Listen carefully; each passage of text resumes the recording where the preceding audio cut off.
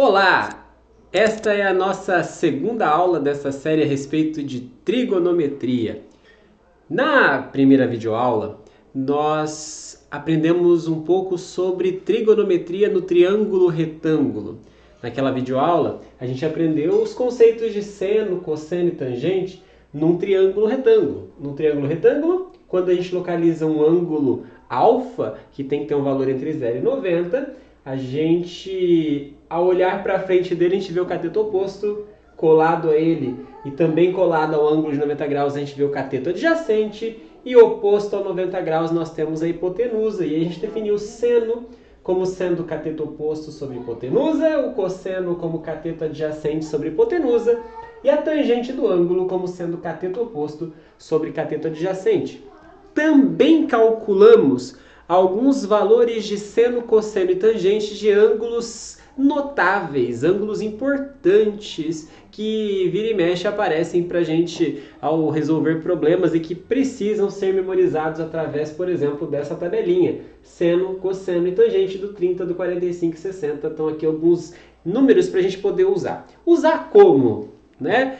Aí entra a aula de hoje. Nessa aula a gente vai fazer algumas aplicações, alguns exercícios digamos, aplicados sobre esses conceitos. A gente vai ver alguns problemas muito simples, claro, um tanto quanto artificiais, mas que naturalmente nos dão uma ideia de qual é a importância da trigonometria para problemas reais mesmo. Mesmo que a gente esteja com problemas um pouco artificiais, claro, em outros problemas maiores ou mais cotidianos, conceitos parecidos ou ideias parecidas com essas podem ser aplicadas.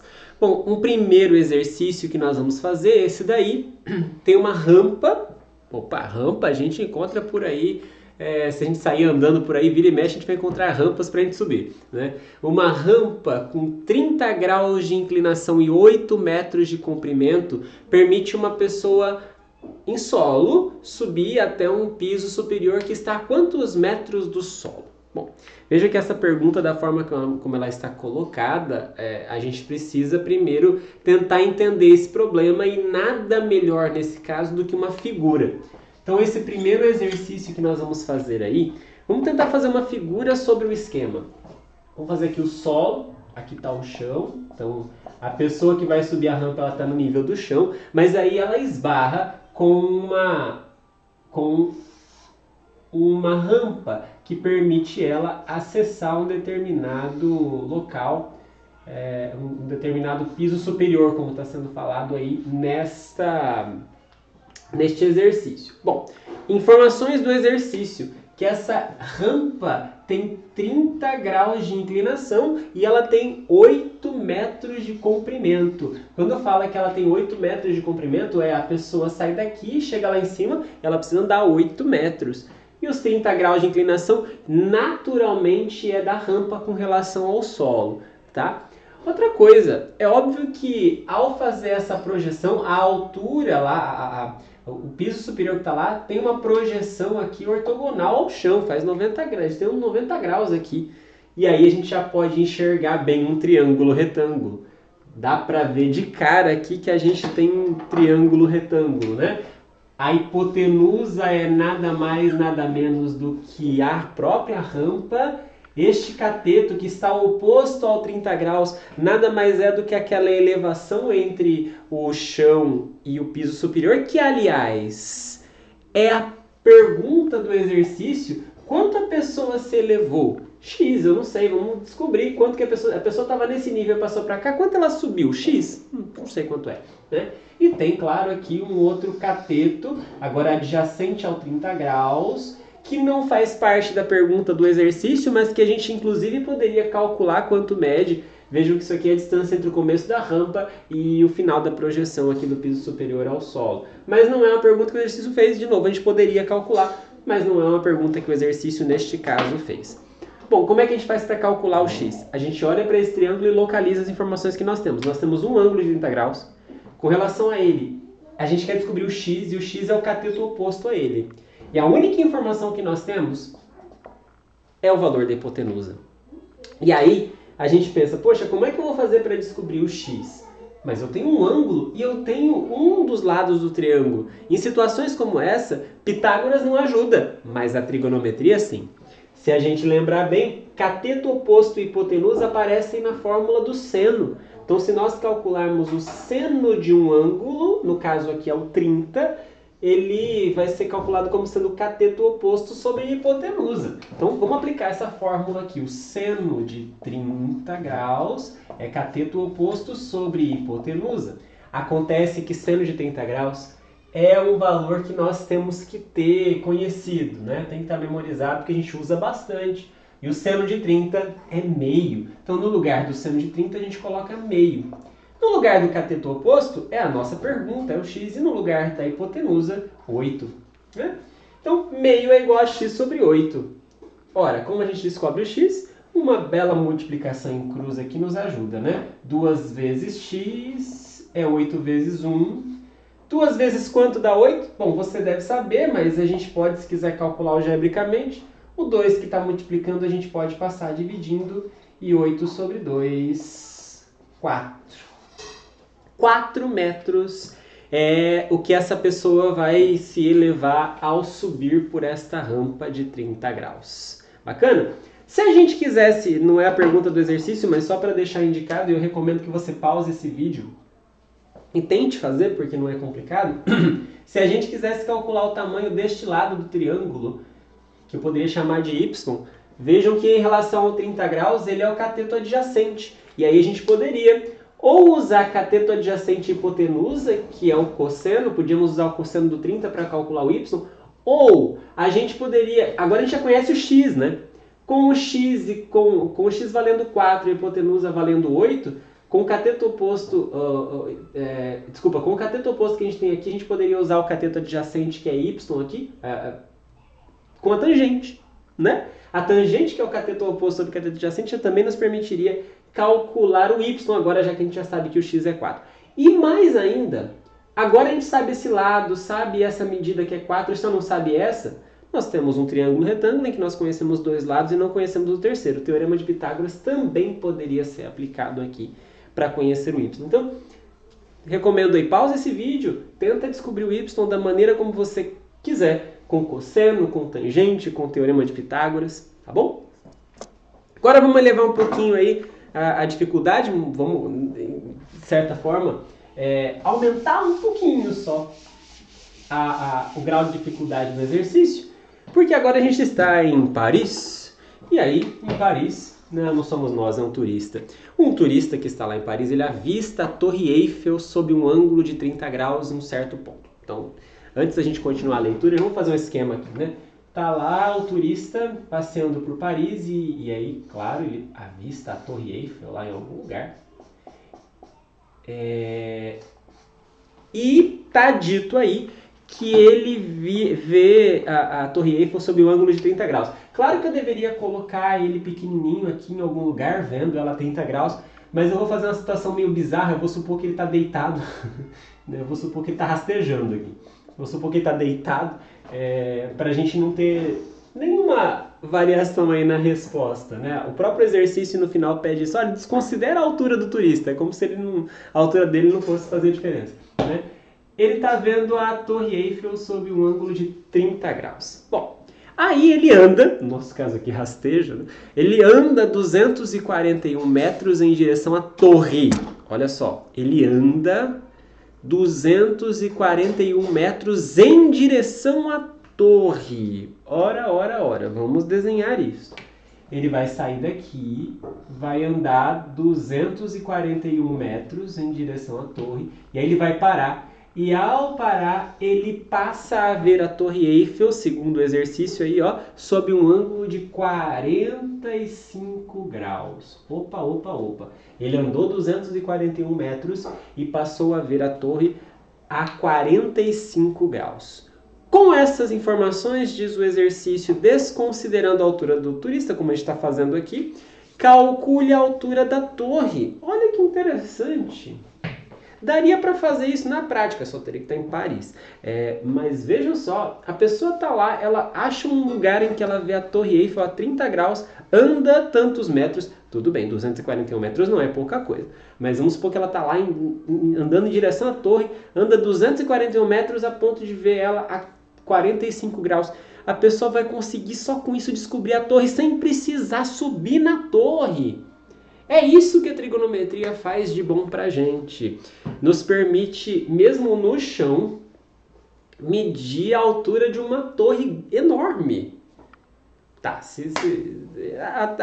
não é possível que você não entendeu como a trigonometria nos é útil ao olhar para um problema como esse. Poxa, sem sair do chão dá para descobrir o tamanho da Torre Eiffel.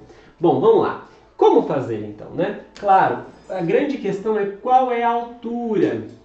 É claro que a altura a gente sempre mede fazendo 90 graus. Então, qual é a altura aqui? Não sei se está muito claro para enxergar, mas nós temos dois triângulos nessa situação.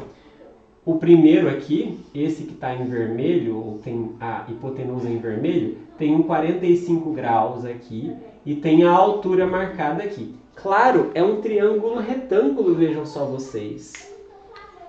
Bom, isso vai nos ajudar de alguma forma, é claro.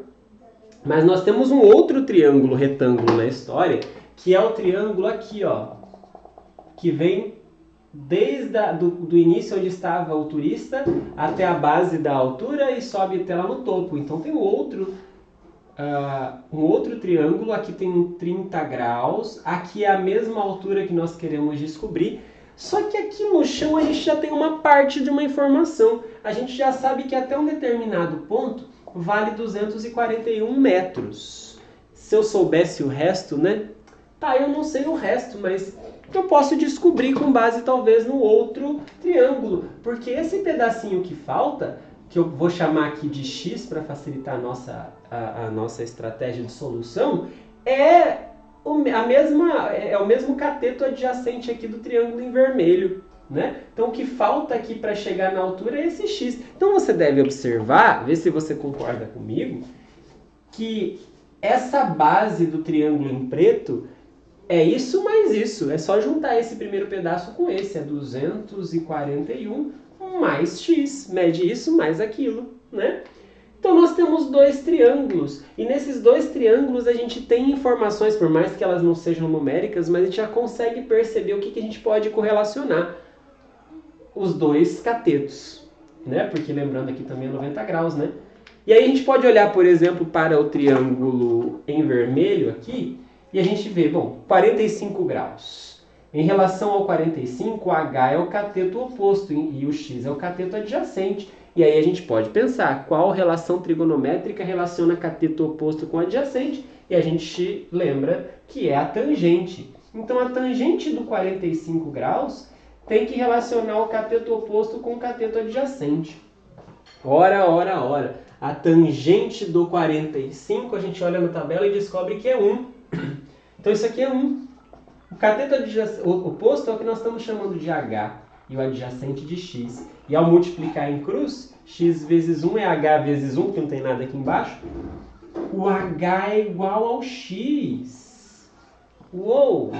O H é igual ao X. Teria uma outra maneira rápida de visualizar isso aqui usando geometria plana básica, mas eu fiz o uso da tangente para a gente chegar nessa conclusão. A altura é igual a esta base do triângulo em vermelho. Opa, opa, opa.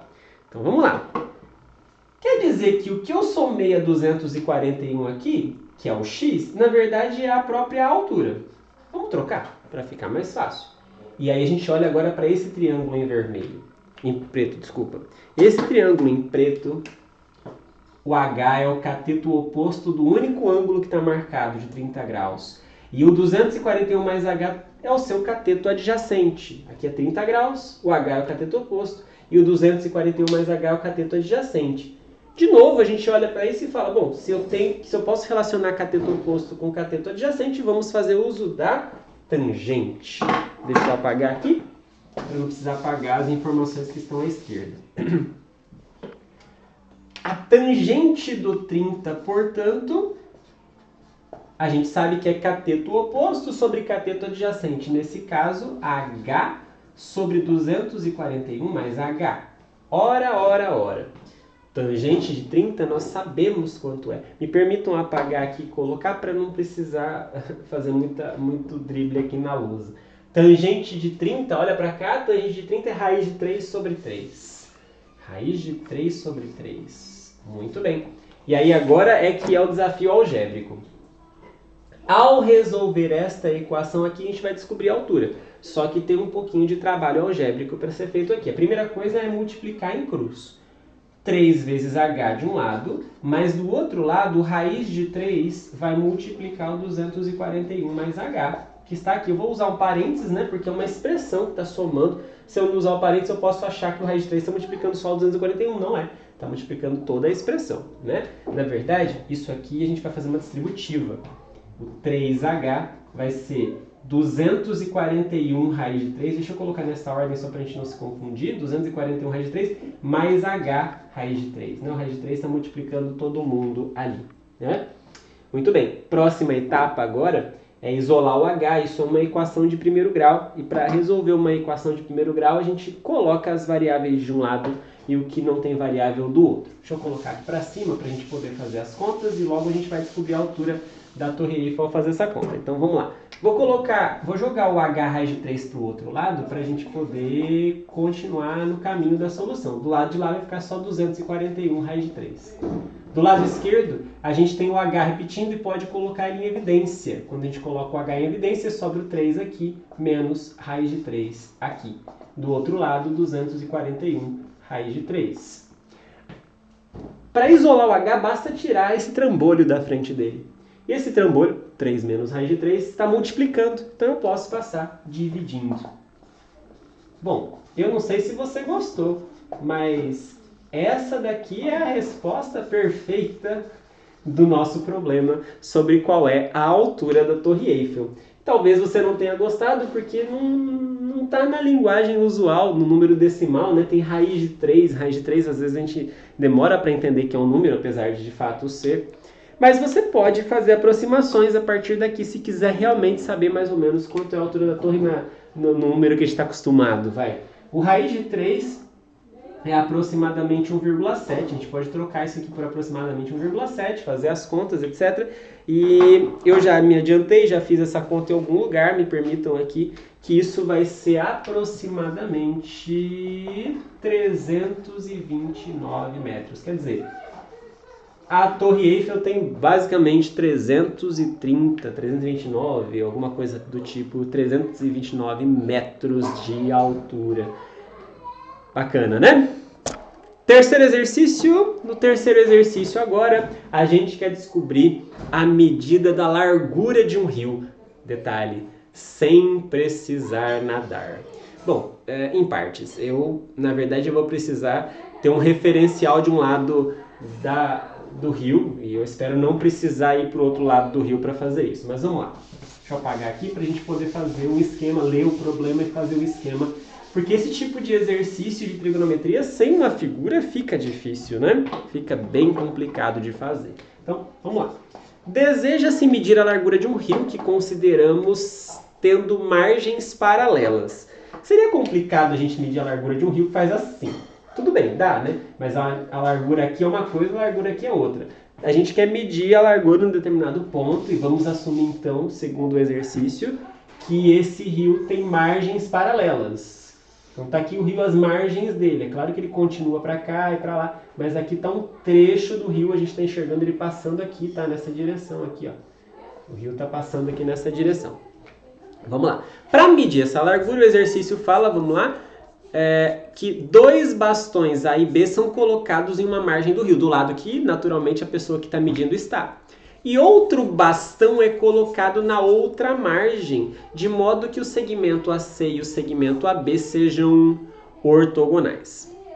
Parece meio complicado, parece que eu precisaria ter a ajuda de alguém para medir isso aqui. Mas, na verdade, eu posso, por exemplo, supor que eu estou do lado de cá, do rio, mas eu vi uma árvore, e essa árvore vai ser meu ponto C.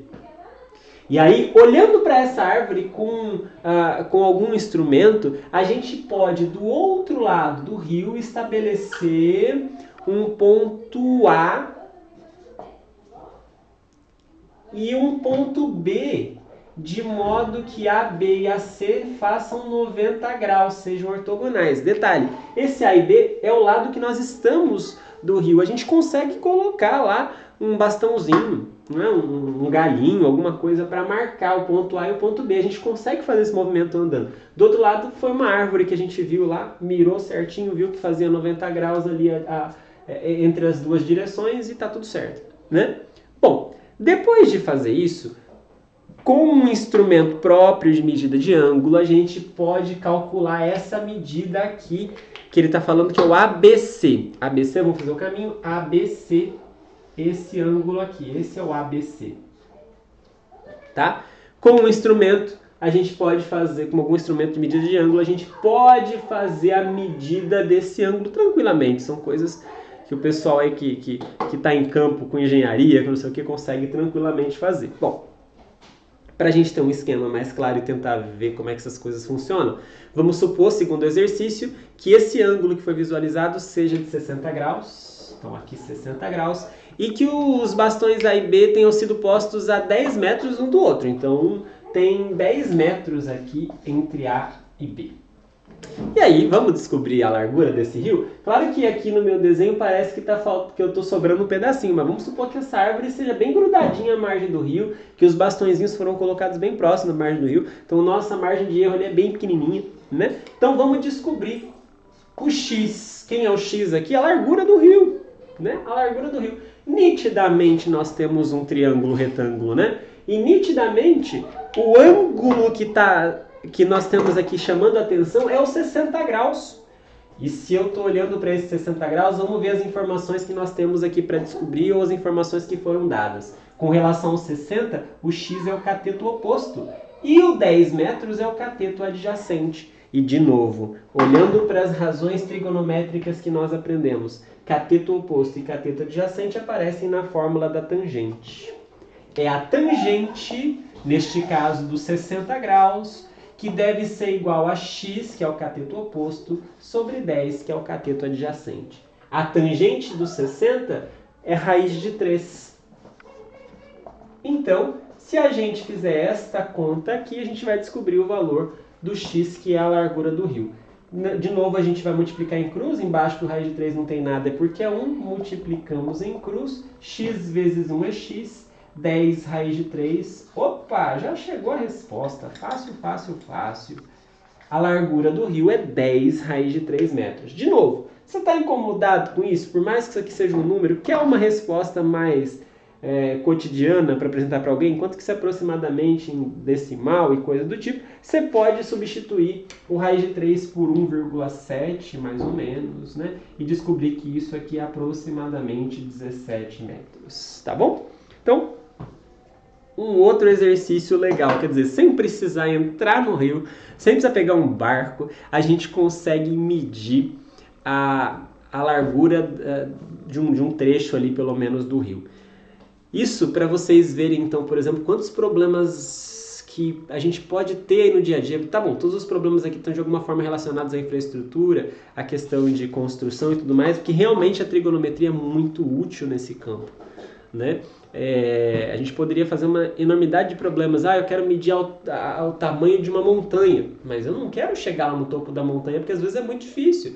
Eu quero medir o tamanho de um vulcão, mas eu não quero ir lá na boca do vulcão, é óbvio, né? Eu quero, sei lá, fazer uma medida de qual é a largura imagina, de uma montanha que eu quero transpassar, mas de uma ponta a outra, de um lado da montanha ao outro.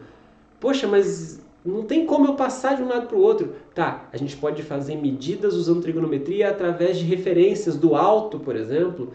Você marca pontos de referência ali, usa triângulos, retângulos que você sai selecionando, ângulos, etc. e calcula esses valores. O que vai acontecer em problemas reais, eu já te adianto, é que os ângulos não vão ser geralmente 30, 45, 60.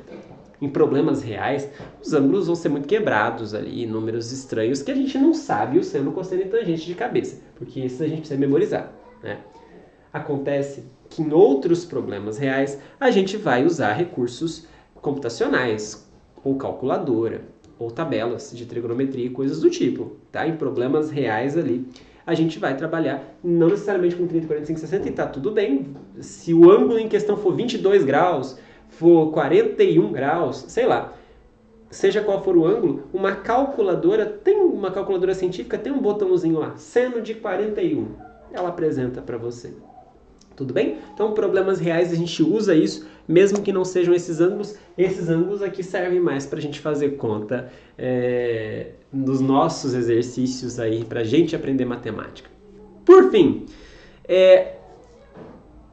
o último exercício aqui dessa videoaula é referente a um certo risco que um piloto está correndo de bater o seu avião numa torre que está logo à frente da pista de um aeroporto. Que situação meio bizarra, né? Mas vamos lá. E de fato pode acontecer, né? Não necessariamente uma torre, mas às vezes uma montanha. Às vezes o aeroporto está num lugar muito complicado. Enfim, são situações reais que podem de fato acontecer. Vamos lá. Vamos ler. Ao final da pista de um aeroporto tem uma torre de 180 metros de altura. Bom, vamos fazer o desenho aqui. Aqui está a pista do aeroporto e vamos colocar a torre aqui. Eu vou colocar ela bem verticalzinha, mas ela tem 180 metros de altura. E aí, o exercício fala assim: sabendo que um avião levanta voo exatamente a 800 metros, é óbvio que aqui é uma aproximação, é uma média, enfim. Sabendo que o avião levanta voo a exatamente 800 metros da torre, então tá, o avião está em algum lugar aqui correndo na pista e a 800 metros da torre, ele vai levantar voo. Determine a angulação mínima que o avião deve ter em relação ao solo para não colidir com a torre, o que é óbvio, né? Claro, o avião, se ele vai começar a subir aqui, então ele tem que passar acima da torre. Eu estou fazendo uma projeção aqui como se ele fosse bater lá no bico da torre. Mas na verdade eu quero então que ele passe além disso. Eu quero saber qual é o ângulo que ele precisa fazer. É claro que esse ângulo que eu desenhei não serve, precisa ser um ângulo maior do que esse, mas qualquer coisinha maior do que essa ele já não bate na torre. Entende? Bom, então esse é o ângulo em que ele colidiria no biquinho da torre. Mas então, a partir dessa resposta, eu entendo que qualquer levantadinha ali ele já consegue escapar da torre, né? Bom, 180 metros tem a torre, 800 metros está o avião de colidir com a torre. Tem um ângulo que a gente não sabe qual é a pergunta do exercício, mas uma coisa nós sabemos: a torre tem que ser ortogonal ao chão. Ou pelo menos, se o exercício não falou, a gente pressupõe que seja, né? Bom, olhando para esse problema, como descobrir o ângulo? É um triângulo retângulo. Tem um ângulo que nos interessa, está aqui. Então, olhando para esse esquema, a gente tem que lembrar da trigonometria no triângulo retângulo. Se esse é o ângulo que nos interessa, vamos olhar para as informações que nós temos. Hipotenusa? Ninguém falou nada. Mas esse cateto a gente sabe a medida. E esse é o cateto oposto ao alfa. Este cateto, que é o cateto adjacente, nós também sabemos a medida. Ora. Cateto oposto e cateto adjacente tem uma relação trigonométrica, que mais uma vez é a tangente, que a gente pode usar para calcular o que a gente quer. Neste problema, a tangente do alfa, que é cateto oposto 180, sobre cateto adjacente, que é 800. 180 sobre 800, eu já fiz essa conta antes aqui só para a gente poder não perder muito tempo, mas eu não sei onde está, me perdoem. Aqui. 180 sobre 800 dá 0,225.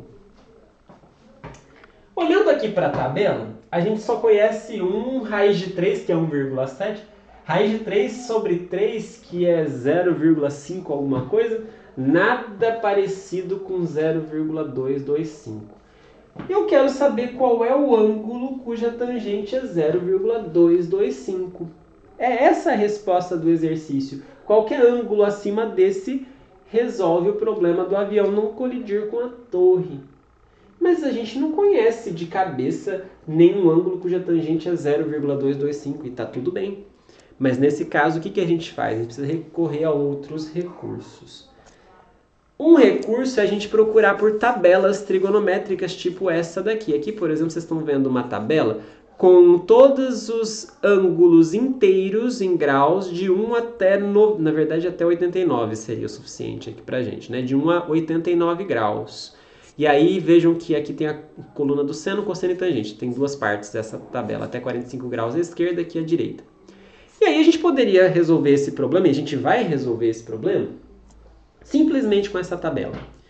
A gente quer encontrar um ângulo cuja tangente é 0,225. Se a gente olhar para esta tabela, vamos procurar aqui, ó. A tangente começa em 0,01 e termina bem alta, em 57 alguma coisa. Então, se a gente quer algo 0,22, vamos procurar aqui onde é que aparece 0,2. Está aqui, ó, entre 12 graus e 16 graus.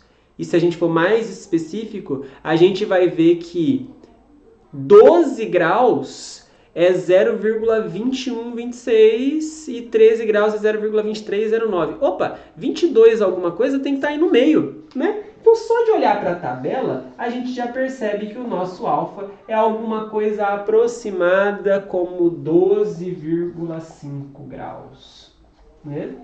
Porque está ali entre 12 e 13, né? Então, 12 graus e meio parece que já serve. 12 graus e 30 minutos seria o correto a gente dizer, né? 12 graus e meio a gente já conseguiria um ângulo cuja tangente é 0,225 e, portanto, um ângulo que já nos permitiria saber onde é que o avião colidiria com o topo da torre. Então, se você é o piloto de avião, de 13 graus para cima já está seguro, né? Nivelou ele para subir 13 graus ou mais, já dá.